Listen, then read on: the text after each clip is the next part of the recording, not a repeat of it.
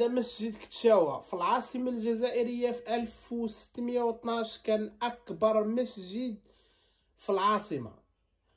بعد الاحتلال الفرنسي بغاو يحولوه كنيسة رغما عن المسلمين.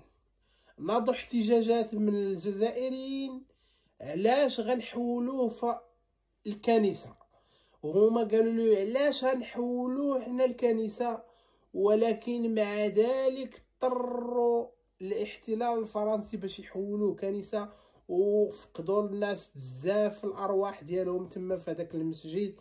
ما يقارب 4000 شخص على قبل انه يتحول كنيسة.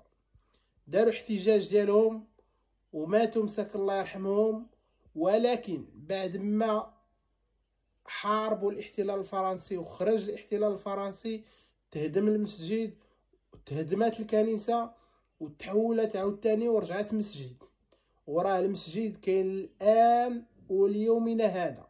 اللي بغى يمشي يشوف هذا المسجد ويزورو راه فيه واحد اللمسة، واحد النظرة بحال المساجد التركية اللهم بارك. عنده 2 صومعات ها هو في الصورة.